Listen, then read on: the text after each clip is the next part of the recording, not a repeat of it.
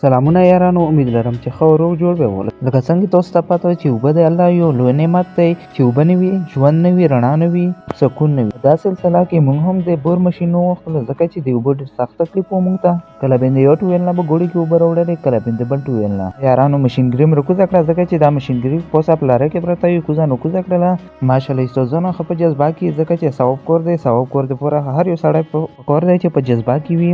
زوی مې ته خوښ کړلو، د زوی نه پاس هم مزه ماشین راوستلو او په زوی باندې هم فیټ کړلو. نو یارانو تاسو کتلی شو چې ورور مې په دم کړي اوبه واچولې، چې الله په خیر او برکات واچوي.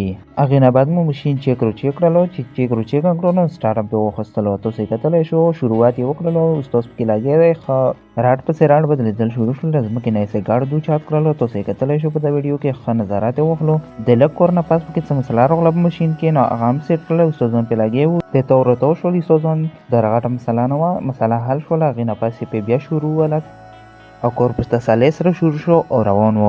او سره یارانو تاسو کوم ځای نه دا ویډیو کسو خامخا کمنټ وکړو، خامخا لایک ویډیو له ورکړو، الام خلره. نو یارانو تاسو کتلی شو چې راډ پسې راډ شروع دی. استادان ښه په تسالۍ سره لګیا دي، ښه په شوق او په محنت سره لګیا دي چې اوبه راوځي، ځکه چې اوبه ونه وځي دا یو غټ تاوان دی، غټ سړی په پریشر کې غورځوي.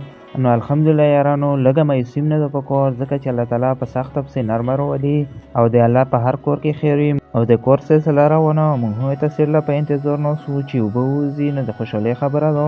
نو یارانو راډ پسې راډ روان وو، کور روان وو، ښه ښکلی استادان ماشاءالله ښه په اخلاقو سره، ښه په تسالۍ سره یې کور شروع کړی وو. ماشاءالله په ماشینګرۍ کې هېڅ مسله نه وه، کور یې شروع کړی وو. ټول یې ته په انتظار ناست وو چې اوبه به کله وځي، ځکه چې په دا وخت کې تقریبا 110 ګازله قوه رسېدلی وه. نو الحمدلله یارانو ښه په تسالۍ سره اوبه راووته، شکر دی، ټوله شکر ووښکلو، ټول د خوشحالۍ نه چې ټوپونه وول.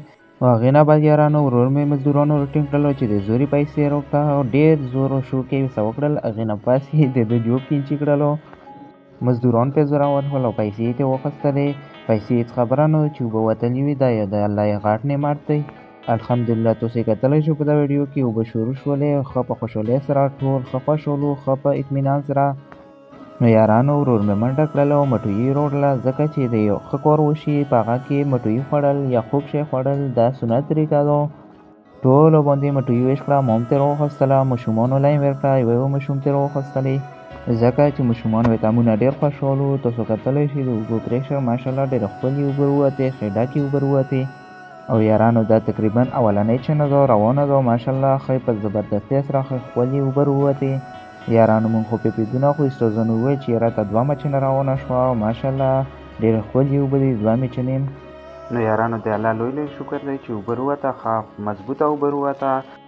نو یارانو چې د چا هم د ټویل اوبه وي ټول په کمنټ کې الحمدلله ولیکو، ځکه چې اوبه ډېر لوی نعمت دی. الحمدلله بور کمپلیټ شو، مزدورانو ټول سامانونه ښه په تسالۍ سره ګوړ یې له وخېجول. نو یارانو چې ولاګ تر دې پورې کتلی وي زه نه اجازات غواړم، الله م ښه لره، ښاد و آباد اوسو.